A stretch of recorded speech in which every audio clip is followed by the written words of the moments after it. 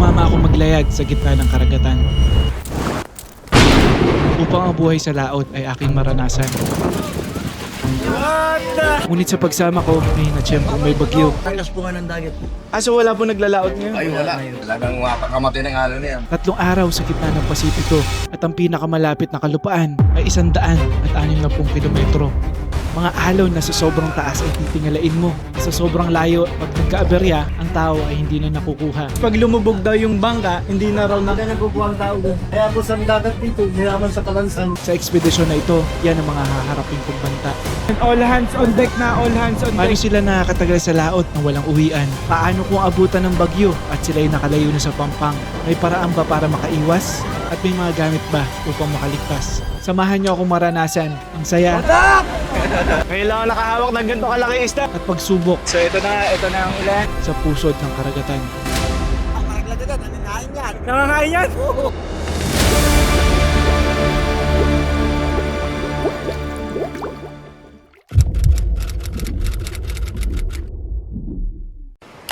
Another day, another adventure. Pero kinakabahan na ako sa adventure natin today. Pero bakit ko ba gagawin to? Bukod sa matagal ko nang gustong i-dokumentaryo ang buhay sa gitna ng karagatan, isa sa pinakinakatakutan ko ay ang malalawak na katubigan. Mula bata pa, ang mga anyong tubig ang aking phobia. Hinahamon ko ang sarili paminsan-minsan, pero madalas napapahamak lang. Muntik na talaga akong anudin. Nung nandun ako sa gitna, sabi ko, shit, parang palayo na ako. Grabe na yung ulan.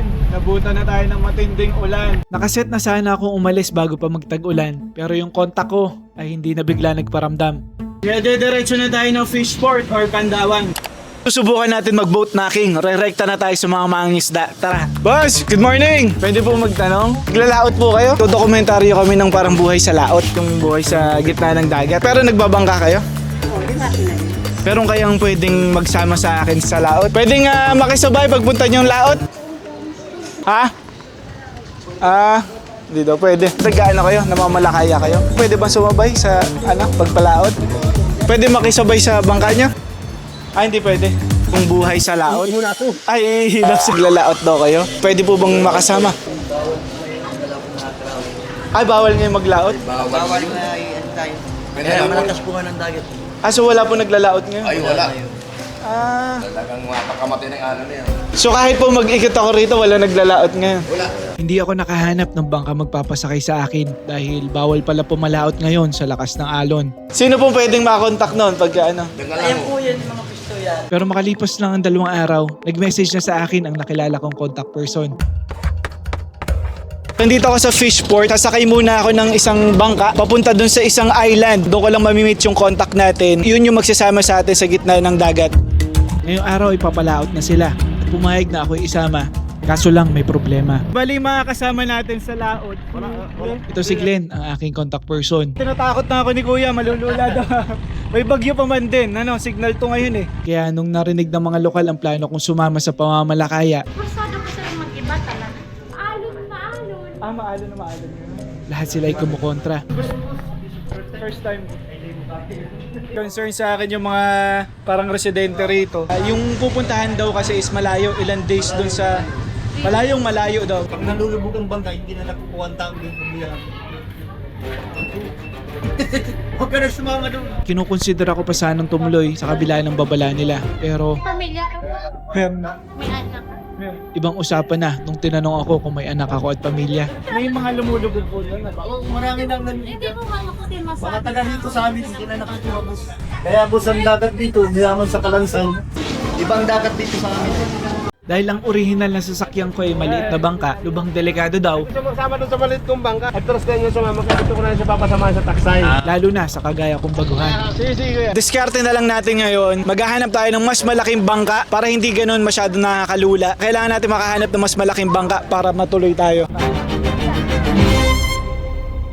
Time check, 5:13. Nandito na ako ngayon sa port kung saan kami magkikita nung sasakay kong bangka. Nakahanap rin si Glenn ng malaking bangkang masasamahan ko. Pero meron lang misunderstanding kanina. Pero ang largang alas 5, biglang naging alas 4. Medyo napaaga yung paalis nila so hindi ko alam kung nandito pa yung bangka.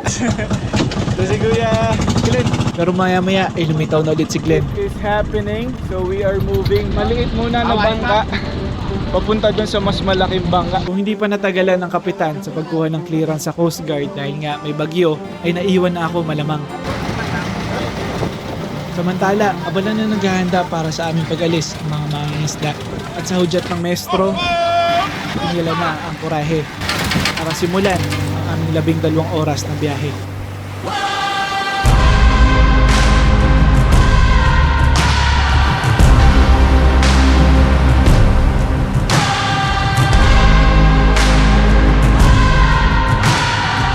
Nawawalang mangingisda, patay na matagpuan sa Camarines Hindi ko Norte. pa rin makita ng 2 mangingisda sa Camarines. Na 6 na araw nang nawawala mula nang umalis ito. 5 mangingisda wala sa kasagsagan ng Bagyo Agnes.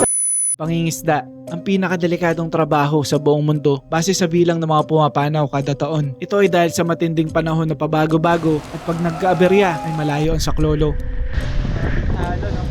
Katunayan, mas malaki ang bilang ng mga pumapanaw sa pamamalakaya kaysa sa mga sundalo, pulis at bombero nang hindi lang doble, hindi lang triple, kundi 16 na beses na mas mataas o 106%. 11 oras daw yung tatakboy natin. Sa bawat isang nasasawing sundalo, 16 na mangingisda ang katumbas nito. At madalas nangyayari ang sakuna tuwing may bagyo. Ang eksaktong senaryo na kinakaharap ko. Tayo na sa roller coaster. Sa ngayon ay maganda pa ang panahon, pero sa gitna ng dagat, sa isang iglap, ay pwede mabago ang lahat. Umuulan na. Nasubukan ko na manukan ni may bagyo. Oo, nasubukan ko na. Ito si Cap Egay, ang kapitan ng aming bangkang taksay. Taksay ang tawag sa sinasakyan ko. Di hamak na mas malaki kaysa sa bangkang ordinaryo. 35 kaluluwa ang lula ng aming bangka. Bata, matanda, lahat may karanasan na ng sakuna. 18 years na ako naglalaot. Yung pinaka-challenging na... Ay, yung malaking alon, lalo pa may low pressure. Oo, inabutan ka na. Ay, lagi kami rito. Gano'n ka na katagal ng babak? Ay, talagang matagal na. 19...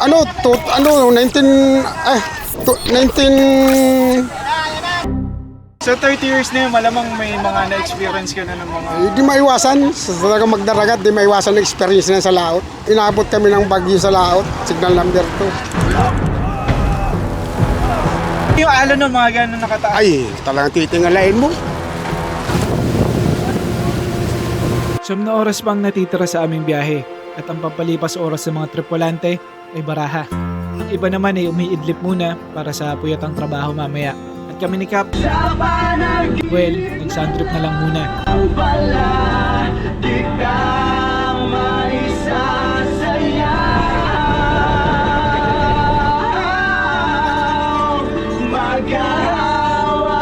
O, makikita nyo sa likod ko. Andiyan yung mga mangingisda. Ito na yung mga tripulante natin. Kuha na lang ako mamaya. Salamat. So yun, inaalok ako kasi almusal na 2 hours in sa biyahe. Mag-aalmusal muna ang ating mga crew. Kumpleto ang bangka sa kagamitan. May maliit na silid para sa lutuan. Gasol type rin yung kanilang lutuan. Maraming tangke ng LPG, kaya sa gusto ay di mauubusan. Lahat ng probisyon ay sagot ng may-ari o kung tawagin nila ay konsumo. Mula sa bigas, pangluto, pang-preserve ng isda na bloke ng yelo, at gamit para mag-operate ang bangka at generator na krudo. Ang puhunan sa bawat paglaot ay nasa 150,000 pesos. At para mabawi ito, kailangan makahuli ng 3 tonelada o 3,000 kilong isda, bilang na mahirap makuha kung may bagyo pa. Sabi mo kanina pa. Kinikwento sa akin ng isa sa mga tripulante na nung nakaraang linggo lang ay may nawalang mangingisdang malapit sa pupuntahan naming area Hindi na nahanap. at hindi na daw ito muling nakita. Dapat kahapon pa aalis tong bangka na to, pero hindi sila pinapayagan ng Coast Guard kasi may bagyo pa nga. Challenge naman dito is may hinahabol itong bangka na to, kaya medyo wild din yung biyahe. Matindi-tindi rin yung mga turbulence dahil mabilis yung patakbo ngayon. Kaya bago pa mga lahati sa paglalayag ay nasubukan na ang aking sikmura. Lumalala na ang aking pagkalula at nagsimula ng mahilo ng todo. Mataas na din ang mga alon at ang takbo namin ay mas mabilis kaysa sa karaniwan dahil may importanteng hinahabol ang kapitan. Kailangan masanay ako kagad sa buhay dagat kung gusto ko matuloy ang goals ko na makahuli ng isda, makalangoy sa karagatan at magmaneho ng bangka. Maliit lang ang bangka namin. Kaya yung kasama ko, umiiyak na hating gabi. Sabi sa akin, Kuya Andoy, baka di na tayo makauwi. Palagay ko hindi na tayo makakauwi. Sabi ko, Jose, huwag kang mag-alala. Kita mo ako, ang daming mga bituin. Kahit wala akong nakikita. Pinalakas ko na ang loob. Sabi sa akin, ha, nasaan? Ayan mo ka.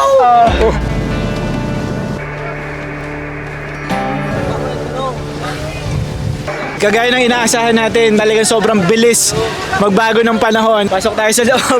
Babasa yung camera. Kami ni Cap ay umaasa na ang bagyo ay hindi lumuhis papunta sa tinatahak naming ruta. 17 pa? Sige lang, ilalagyan ko lang. Baka magbago pang bigla kung malakas ang agos dyan. Ang hinahabol ni Kapitan ay ang buya, isang nakalutang na drum sa gitna ng karagatan. Sa ilalim ng palutang ay may mga palapa na nagsisilbing tahanan ng mga isda. Inihuhulog nila ito sa dagat upang makaipon ng isda at saka babalikan makalipas ang isang buwan. Time check, 4:30 ng hapon. Sa oras na lang nandun na tayo sa destinasyon natin, Buya, kung tawagin nila. Pinahabol natin yung araw. Ngayon ay gagawin na nila ang makapigil hininga na pagbaba habang umaandar ang bangka.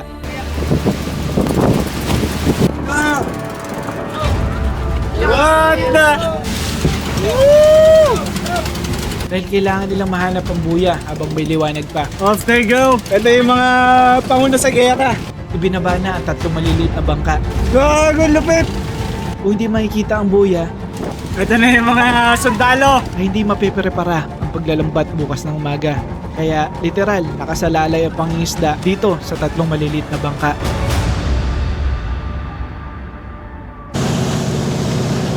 Takip silim na, magagabi na. Maaga yung hapunan dito. 5:30 pala, naghahapunan na sila. After 82 nautical miles and 11 hours, we're here. Bago tuloy mawala ang liwanag, ay nahanap din namin ang buya. Habang ang iba ay naghahapunan na, ang iba naman ay abalang-abala.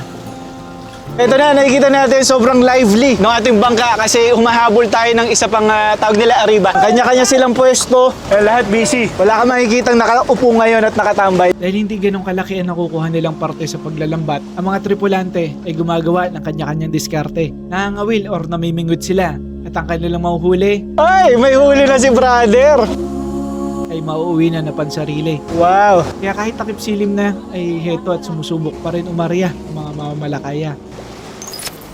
Tapos na yung pagkakawil nila. Yung iba na kahit paano nakakuha rin ng 2, 3, 4. Pero hindi ganun kasing dami ng lagi nilang nakukuha. Mga isda, ito mga inuwi namin dito sa laut na ito. Mga gito ka na lang kay Garo. Para sariling huli mo.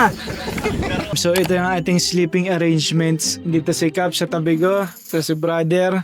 Tsaka yung isa natin kasama kanina. Kailangan na natin magpahinga kasi maaga daw bukas, mga 3:00. Medyo nakapag-adjust na tayo, hindi na masyadong ganun nahihilo. And first night ko dito matutulog sa bangka. Hindi ko alam kung makakatulog ako. Okay, good night. Good morning. Time check 1:45 ng madaling araw. Nahiga ako gabi siguro mga 10:00. Mga 1:00 nagising na ulit yung kapitan. Pinaandar na ulit yung bangka. So ayun, back to work na ulit sila. Wala pang 2:00 ng umaga. Walang pahinga itong mga to, grabe. Sinet up na nila ang lahat para mamaya ay handa na ang paghuhulugan ng lambat.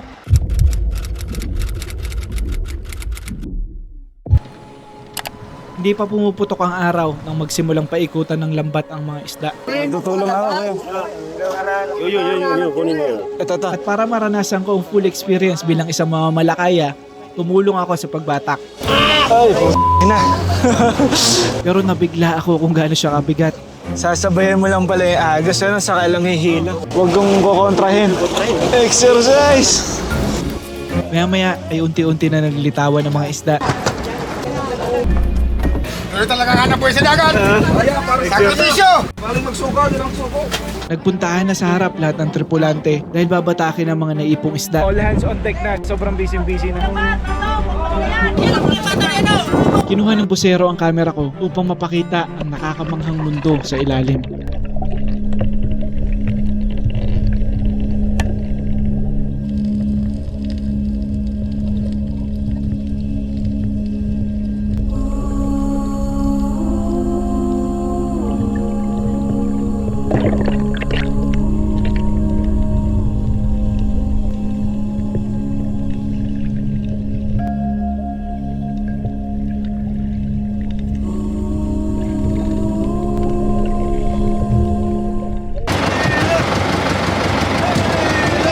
This is it. Ito na yung pinaka-payout ng ating mga tripulante. Ito na yung mga nahuling isda. Sinasalok na ng malaking salok. Tapos ilalagay na dun sa chest freezer nila.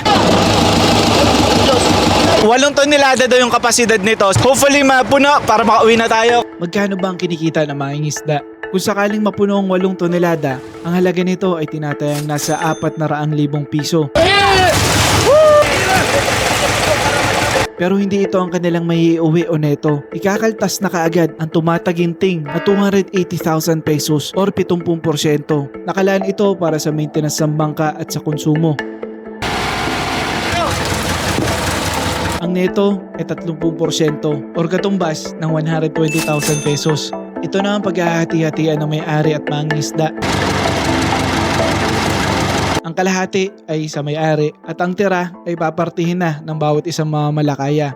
Ang bawat kulay na ito ay nire-representa ng 30 mangingisda. Kaya ang bawat isa ay may 2,000 pisong maiuwi. Katumbas ng 650 pesos kada araw. Yun ay kung mapupuno ang 8 tonelada at kung hindi lalagpas ng 3 araw ang pamamalakaya.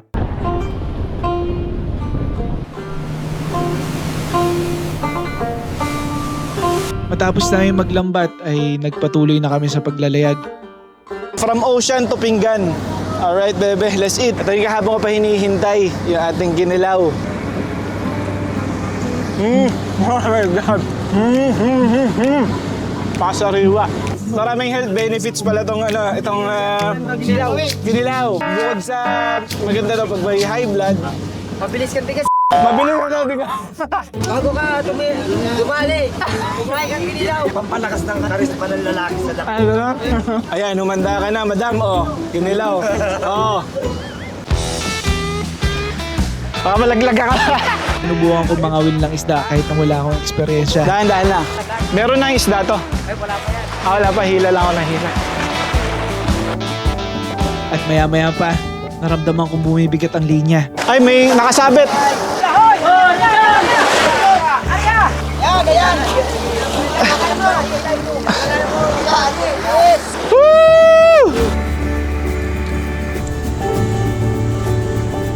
House tour muna tayo habang nasa labas yung mga mangingisda. Pakita natin yung ating bahay. Ito yung ating quarter. Dito tayo nakikikwarto. GPS. Tama, meron silang GPS at transponder upang madali silang mahanap kung sakaling may sakuna. May radyo rin na aabot ang signal ng ilang daang kilometro, kaya malalaman nila kung may parating na bagyo. Ito na yung pinakataas. Ayan, so dito kitang-kita mo lahat. May natutulog rin dito. Ayan, dito sa baba may isa pa ulit manibela. Ito yung main deck. At dito yung quarters ng iba, dito natutulog yung iba. Dito sa baba yung engine bay. Yung makinista dito daw natutulog sa baba. At ang sangkaterbang life jacket ay dito rin nakatabi, sapat na sa bawat isang tripulante. Paglabas mo sa main deck, andito na yung mismong deck area. So andito lahat ng mga tripulante. Ito yung pinakalikod. Ito yung pinakadulo. Si Kuya yung designated cook, tama po ba? Anong menu nyo for tonight? Gata. Gata! Ayos! So sa ganitong panahon parang chill-chill lang pero hindi naman palaging ganito yung sitwasyon rito. Siyempre may mga aberya, may mga challenges na kinakaharap yung mga tropa natin mga isda. Pagka mga bagyo, hindi ganito yung sitwasyon na makikita natin rito. Nagpatuloy na kami maglayag sa pangalawang buya, pero maya-maya lang ay nabago na naman ang panahon. So ito na ang ulan. Kanina lang, sobrang taas ng araw pero ito na.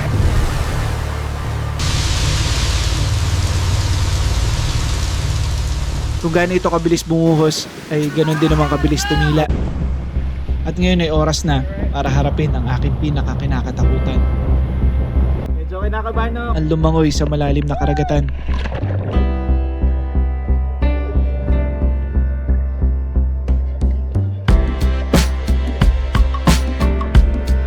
Sa sobrang lakas ng alon na hinahampas ako pa orong.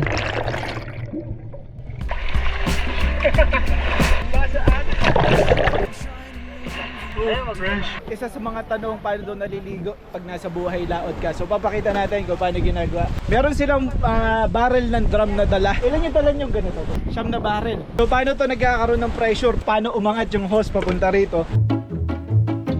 May puno. Ay, nakadali guys oh! May hila-hila lang pala yun. Ganun ba yun?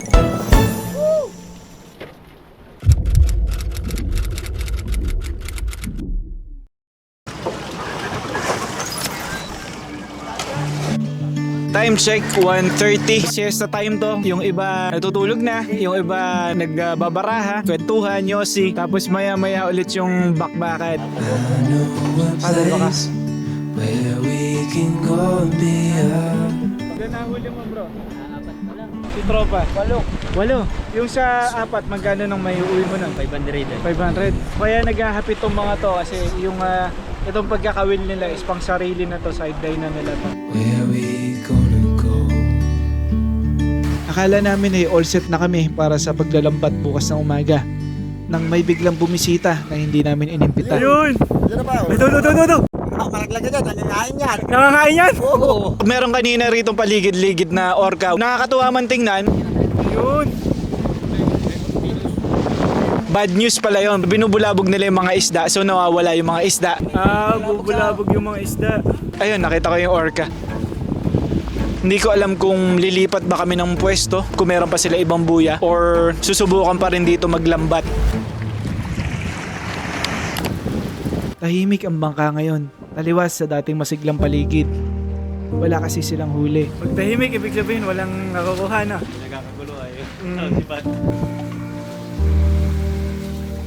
Pinakita lang nitong senaryo na kahit na ang kondisyon sa laut ay perpekto, marami pa rin pangyayari at bagay na maaaring makaabala sa kanilang hanap buhay. Kaya namang importanteng mapuno ang kulang pang 4 na tonelada para may maiuwi sila sa kanilang pamilya. Time check is 5:40 ng hapon. Time na para mag-dinner. Wow, alright. Kinilaw na tangigi. Gagawin natin. Okay, magkikilaw tayo ng tulingan. Medyo delikado daw yung buntot. Hindi yung totoo. Ay, hindi naman totoo yung buntot natin dyan. Yung nakakalason daw. Nakakahilo lang yun. Nakakahilo lang. O, nakakahilo lang yun. Tinanong ko kanina yung isang tripulante, ang sabi niya is hindi naman daw lilipat ng ibang pwesto. Aalis naman daw yung mga orca na yon. Pero makalipas ang ilang oras ay Change of plans ulit. Lilipat daw somewhere sa norte. Hindi ko alam kung saan lilipat, basta 4 na oras yung biyahe. sugal na maituturing dahil maaaring hindi mahanap ang buya dahil madilim. Nakalipat na kami after 4 hours. So, night shift itong mga tripulante natin ngayon. Nililipat na yung palapa para palipatin na yung mga isda.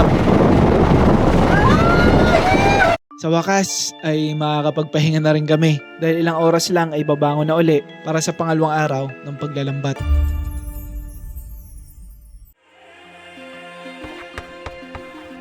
Good morning! Day 3. This is it. Moment of truth. Kailangan papuno na natin yung storage ng isda. Nagpe-prepare na ang lahat. Game time na to.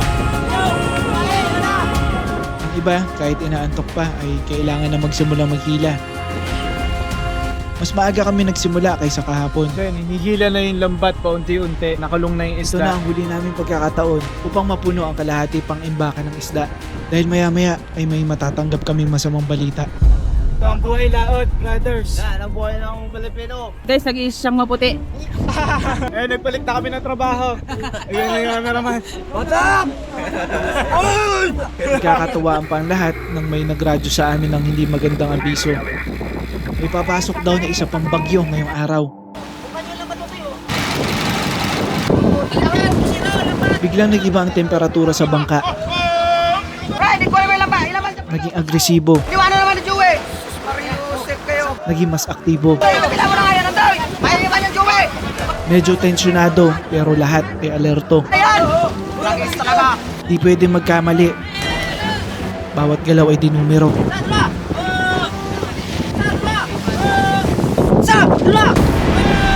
Kailangan makumpleto namin ang kulang na 4 pang tonelada. Kundi ay halos wala silang mauuwi sa kanilang pamilya. Makikita nyo sa likod ko, sinasalok na yung mga isda. Pero halos hindi pa nangangalahati sa ngayon ang bodega.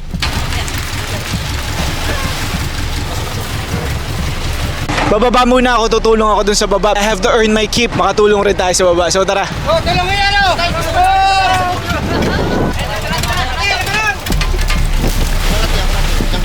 Pero tuloy-tuloy lang kami sa pagsasalok. At maya-maya pa, napuno rin ang sisidlan ng mga isda. Sa sobrang dami ay halos hindi na nga maisara.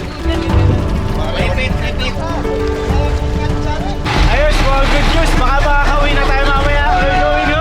Uwi na. Uwi na. na po tayo. Uwi na. Okay. Ngayon lang ako nakahawak ng ganito kalaki isda, parang pating. Napakalaki. Niligpit na namin ang lambat para ipagpatuloy na ang huling bahagi ng aming paglalayag. Pauwi ay hindi ko pwedeng palagpasin ang pagkakataong magmaneho. Wala, layo na. Sundan ko lang raw ang mga numero at hindi ako magkakamali magpatakbo nito. Ayun, sumakbo rin. Ilang milyahe yung tinakbo ko? Mga dalawa. Sa lahat, ito ang pinakapaborito kong karanasan. Kung susubukan kong ipaliwanag ang pakiramdam, parang masayang road trip lang pero walang kalsada, walang ibang sasakyan, walang ibang inaalala. Training na bagong captain. Bughaw lang ang makikita sa harap, taas, kaliwa at kanan. Pero maya-maya pa ay may namataan kaming kakaiba. Meron kami nadaanan parang isang interesting na lugar dito. Tawag nila rito is Solong Bato. Nag-iisa siyang bato in the middle of the ocean, in the middle of nowhere. Ayun, may mga puno. Ilang beses na doon to nakasagip ng mga na-stranded na mga mangingisda. Pero naka-wearing kayo na. Kaukaw na Diyos, hindi naman tayo makina. Salamat sa Diyos at kami nakarating ng Kanimog. Kanimog Island. Ay, upo. Okay tayo, salamat. Ayos.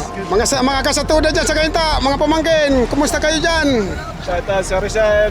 Pabalik na tayo na Cam Norte. We're going home. Sumama ako sa gitna ng karagatan upang matutunan ko ang buhay pamamalakaya. Marunong ka na mag-tax. Pero ang mas malalim na dahilan, ang pinakakinakatakutan ko sa lahat ay ang malalawak na dagat. Gusto kong subukin ang sarili upang malaman saan ang aking hangganan. Noong unang araw lang, halos hindi ako makatayo sa kinaupuan ko. Pero ngayon, nakakaakyat-akyat na ako habang umaanda. At hindi ito nasusukat sa mila na pinuntahan, kung hindi sa kung gaano ang sariling limitasyon ay nalagpasan. Nakakamangha rin na sa kakaunting panahon na pinagsamahan ay makakatagpo ka ng mga bagong kaibigan. Spoil tayo rito. Meron pa tayo pasalubong na ulam. Salamat sa pagkukop. Bye-bye! Nagpaalam na kami sa bangka na 3 araw ko naging tahanan. Pabalik na tayo. Ito yung ating pong crew. Nakakamanghang isipin na sa 3 araw ko sa karagatan, 2 bagyo ang dumaan at maswerte naming naiwasan. Hindi laging ganito ang kapalaran, pero sa kabila ng peligro, bumabalik pa rin ang karamihan. Kung ito man yung huling hapon natin rito sa dagat, napakaganda ng sunset. May kakaibang pagtawag ang hangin sa dagat at ang tanging nakakarinig lang ay ang mga nakasama niya sa ginhawa at sa hirap.